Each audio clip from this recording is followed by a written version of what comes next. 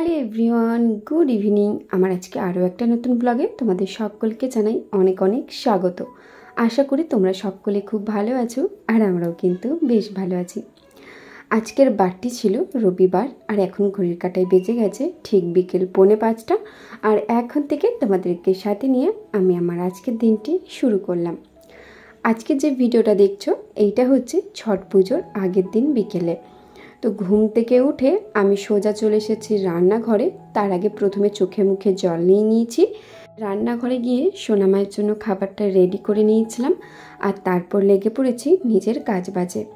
এখন থেকে তো এইবার একটু একটু করে শীত পড়তে শুরু করেছে, আর শীত পড়া মানে বিকেল তাড়াতাড়ি হয়ে যায়, মানে 4:45টার মধ্যে দেখছি অন্ধকার নেমে আসছে। প্রত্যেক দিন ভাবি দুপুরে ঘুমোবো না, কারণ কাজ বাজ করতে দেরি হয়ে যাচ্ছে। তবে ওই যে সারাদিন এত পরিমাণে ক্লান্ত থাকি, দুপুরে না শুলেও আর পারি না, যার কারণে এই কটা দিন দুপুরে একটু ঘুমিয়ে পড়ছি, আর ঘুম থেকে উঠতে উঠতে 4:45 বেজে যাচ্ছে। আগে যেমন আটা মাখা, চা করা, ঝাড় দেওয়া, কোনোদিন সবজিটাও করে নিতাম যেদিন আর কি আমি সবজি করতাম। তবে এখন আর সেসব কিচ্ছু হয় না, শুধুমাত্র সোনামাকে খাওয়ানো হয় আর রুমগুলো ঝাড় দেওয়া হয়। এর বেশি আর কিচ্ছু কাজ করতে পারি না, কারণ ওই যে একটুতেই অন্ধকার নেমে আসছে, আর তাড়াতাড়ির মধ্যে সন্ধে প্রদীপটাও দিতে হচ্ছে। তো ওদিকে রুমগুলো ঝাড় দিয়ে জানালাটা বন্ধ করে দিলাম, কারণ এত পরিমাণে মশার উপদ্রব হয়েছে যে কি বলবো। তো ওদিকে জানালাটা লাগিয়ে ফ্রিজটাও অন করে দিলাম, আর তারপর আমি সন্ধে প্রদীপটা দিয়ে চলে এসেছি। আর সন্ধে প্রদীপ যেই দেওয়া হয়ে গেছে অমনি আবারও লেগে পড়লাম নিজের টুকিটাকি কাজ বাজে।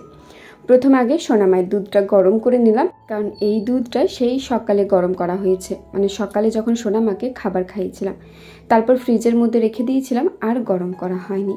ওইদিকে দুধটা দেখো এখনো পর্যন্ত চাপানোই আছে, ভাবলাম ভালো করে ফুটে যাক তারপরে নামিয়ে দেবো।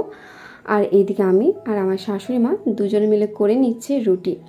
সোনামা যেহেতু এখন বাড়িতে নেই, ও গেছে ওর ছর্দি ভাইয়ের বাড়িতে, তো ভাবলাম আমরা রুটিটাও তাড়াতাড়ি করে নিই, তাহলে সুবিধা হবে, একজন যদি বেলে দেয় আর একজন যদি সেঁকে নিই।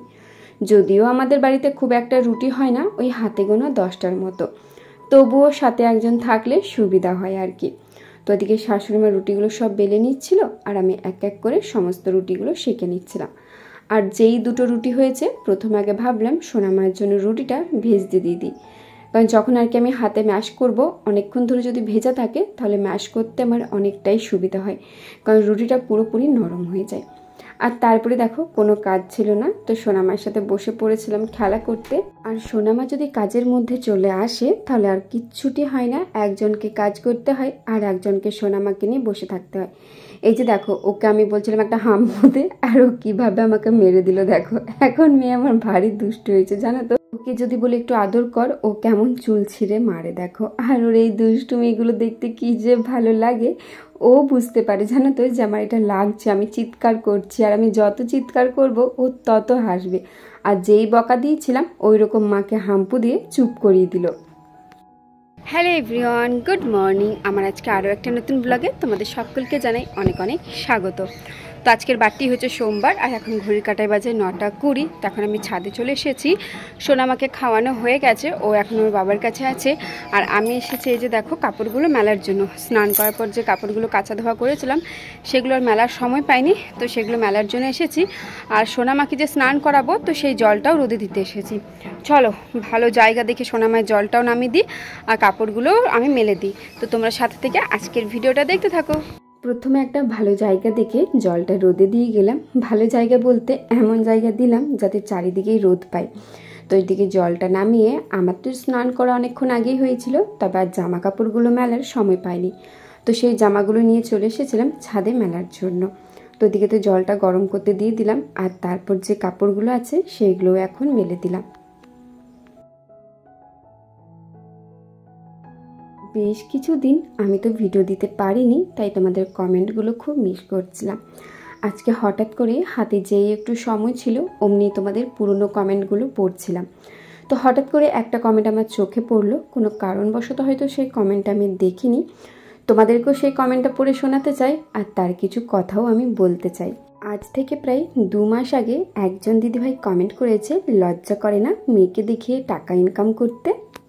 যদিও এর উত্তরে কি বলতে হবে সেটা আমার ভালোবাসার মানুষরা বলে দিয়ে গেছে, তবুও ভাবলাম কমেন্টটা যেহেতু আমাকে করেছে আমারও কিছু বক্তব্য রাখা দরকার। সেটা হচ্ছে, প্রথম কথা বলেছে মেয়েকে দেখিয়ে টাকা ইনকাম করছি। আচ্ছা একটা কথা বলো, আমি যখন প্রথম আমার ইউটিউব চ্যানেলটা খুলেছিলাম তখন কিন্তু সোনামা আমার জীবনে আসেনি। সেই সময় থেকেই আমি আমার ভালো লাগা বলো, আমার খারাপ লাগা বলো, আমার প্রত্যেকটা মুহূর্ত আমি তোমাদের সাথে শেয়ার করেছি। আর তোমরা আমাকে এতটাই ভিডিওতে এসে ভালোবাসা দিয়েছো যে মাত্র 3 মাসের মাথায় আমি আমার চ্যানেলটাকে মনিটাইজেশন অন করতে পেরেছি। তো এইটা আমার কাছে বিশ্বাস করো অনেক বড় একটা পাওয়া, কারণ ইউটিউবে এসে 2.5 থেকে 3 মাসের মাথায় একটা চ্যানেলকে মনিটাইজেশন করাটা যে কতটা কঠিন, যারা করে একমাত্র তারাই বুঝতে পারে। তবে হ্যাঁ, সেটা আমি পেরেছি তোমাদের ভালোবাসার জোরে। আর তারপর আমার ইনকাম শুরু হয় সোনামা হওয়ার ঠিক 1 সপ্তাহ আগের থেকে। তখনও কিন্তু সোনামা আমাদের জীবনে আসেনি, সে আমার গর্ভে ছিল। তারপর থেকে আস্তে আস্তে ভিডিও দিতে শুরু করি। তোমরা আমাকে ভালোবাসা দিয়েছো, যে ভালোবাসার জন্য আমি আমার প্রথম পেমেন্ট কিন্তু পেয়ে গেছি। সেকেন্ড পেমেন্ট খুব তাড়াতাড়ি পাবো, তো যখনই পাবো সেটা তো তোমরা জানতেই পারবে। এবার বলি মেয়েকে দেখিয়ে টাকা ইনকাম করার কথা।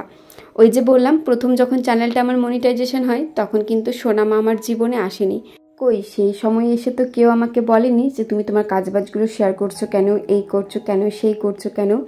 যেই 2 টাকা ইনকাম করতে শুরু করে দিলাম অমনি লেগে পড়লো নিজের একটা মন গড়া কমেন্ট করতে।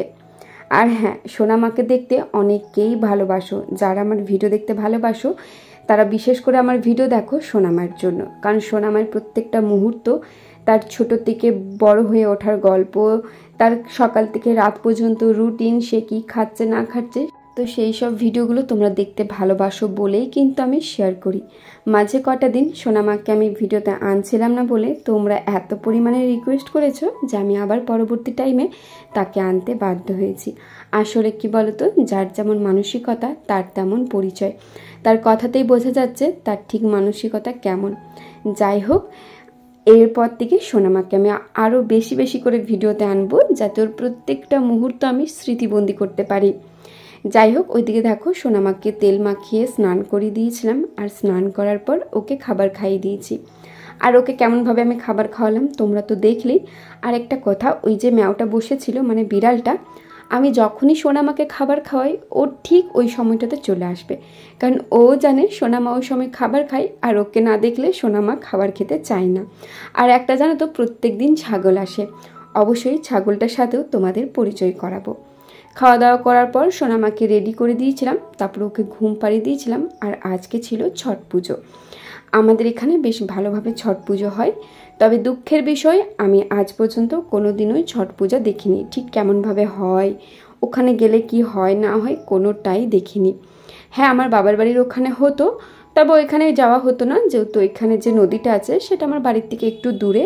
তবে আমার শ্বশুর বাড়িতে যে দামোদর নদীটা আছে সেটা আমার বাড়ির সামনেই, মানে হাঁটা রাস্তা 5 মিনিটের মতো লাগে, 5 মিনিটও হয়তো লাগে না। তাই আর কি দিদিকে বলেছিলাম যাবে ছট পুজো দেখতে, দিদি তো এক কথায় রাজি হয়ে গেছে। তো আমি সোনামা আর দিদি মিলে বেরিয়ে পড়েছি ছট পুজো দেখতে। আর সকাল থেকে রাস্তাঘাট বেশ ভিড় ছিল, মানে আমাদের যে রাস্তাঘাটটা, কারণ সকাল থেকে তারা নদীতে যে সকল জিনিসগুলো নিয়ে যেতে হয় সেগুলো তো নিয়ে যাচ্ছিলো, মানে ঘাট সাজানোর জন্য। আর বিকেলে এত পরিমাণে ভিড় যে রাস্তাতে বেরোনোই যাচ্ছে না। আমি কখনোই দেখিনি, আজ আমার বিয়ে 3 বছর হয়ে গেছে, এই প্রথম আমি এখানে ছট দিচ্ছি। তার কারণ হচ্ছে আগের বছর তো সোনামাকে নিয়ে আমি আমার বাবার বাড়িতে ছিলাম, আর বিয়ের প্রথম বছর ছট পূজার দিনে আমি বাবার বাড়ি গিয়েছিলাম কোনো কারণে, তো যার কারণে দেখা হয়নি। তবে এই বছর যখন বাড়িতে আছি একদমই আর মিস করলাম না, সোজা দিদিভাইকে নিয়ে চলে গিয়েছিলাম ছট পুজো দেখতে। আর ভাবলাম এই মুহূর্তটা তোমাদের সাথেও একবার শেয়ার করি যে আমাদের এখানে ছট পুজো ঠিক কেমন হয়। যদিও নিচে নামেনি, মানে নদীর জলে নামেনি, ঘাটে যেটাকে বলে, যেহেতু সোনামা কোলে ছিল আর ও এত পরিমাণে ছটপটে ছিল যে কি বলবো, তো যার কারণে নদীতে নামেনি, ওই ওপর থেকেই দেখছিলাম কেমনভাবে হয়। তবে বিশ্বাস করো প্রথমবার দেখলাম এত পরিমাণে ভালো লাগলো। আর দিদিভাইকে একটাই কথা বললাম, প্রত্যেকবার কিন্তু তোমাকে দায়িত্ব করে আমাকে ছট পুজো দেখতে নিয়ে যেতে হবে। এই যে দেখো, প্রথমে এসে আগে ছট পুজোর যে ঠাকুর সেটাকে প্রণাম করে নিয়েছিলাম। আমি তো খুব একটা জানি না বিহারিদের কেমন করে কি হয় না হয়, কোথাও যদি ভুল ত্রুটি হয়ে যায় অবশ্যই নিজের মতো করে ক্ষমা করে দেবে। আর এদিকে সারি সারি দেখছিলাম এত ভিড়, মানে সবাই নিজের নিজের ঘাট আর কি তৈরি করেছিল, সেখানেই বসেছিল, ওই কী সব জিনিসপত্র নিয়ে বসে। আর ঘাটগুলো কি সুন্দর ফুল দিয়ে, বেলুন দিয়ে, রিবন পেপার দিয়ে এত সুন্দর সাজিয়েছিল যে কি বলবো। নিচে যাওয়ার খুবই ইচ্ছে ছিল, তবে ওই যে সোনামার সাথে ছিল বলে আর গেলাম না। এখানটাতেই বসেছিলাম, এখানে বসার অনেক জায়গা ছিল, তো সেখানে বসে বসে দেখছিলাম কেমন করে কি হচ্ছে না হচ্ছে। আমার তো খুবই ভালো লেগেছে, মানে প্রথম আজ জীবনে ছট পূজা দেখলাম, খুবই ভালো লেগেছে। এই যে দেখো ঘাটে কতটা ভিড় হয়েছে দেখো। তো আজকে বিকেলে আবার কালকে সকালেও বলে নাকি ছট পুজোতে আসতে হয়, মানে ঘাটে। তবে অত সকালে তো ঘুম ভাঙবে না, যার কারণে আর সকালে আসিনি, বিকেলবেলাতে এসে ঘুরে গেলাম। আমার তো দারুণ লাগলো। তোমরা কে কে ছট পুজো দেখতে গেছো, কেমন লাগলো অবশ্যই শেয়ার করো। তো এখানে আমাদের মোটামুটি দেখা হয়ে গেছে, আর এখন আস্তে আস্তে বিকেল ঘনিয়ে আসছে। আর আমাকে তো বলে দেওয়া হয়েছিল 5টার মধ্যে বাড়ি যেতে হবে, কারণ নদীধার সোনামাকে নিয়ে আর থাকাটা আমার ঠিক বলে মনে হলো না। তো যার কারণে বাড়ি যাবার আগেই ভাবলাম একটা সোনামায়ের ভিডিও করে নিই। ও কিন্তু বেশ এনজয় করেছে, আসলে ও তো ভিড়ভাড় পছন্দ করে। আর তারপরে এদিকে এত পরিমাণে বাজনা বাজছিল, ও তো নিজের মতো করেই নাচ করছিল। এই যে দেখো পিসিমণির সাথে বসে পড়েছে নাচ করতে। তাহলে চলো ভিডিওটাও এত দূরে রাখলাম, ভালো লেগে থাকলে like, comment, share and subscribe করে আমার পাশে থেকো। আজকের মতো আসি, দেখা হবে খুব তাড়াতাড়ি অন্য কোনো নতুন ভিডিওতে। ততক্ষণ সবাই খুব ভালো থেকো, সুস্থ থেকো, সাবধানে থেকো। আজকের মতো টাটা।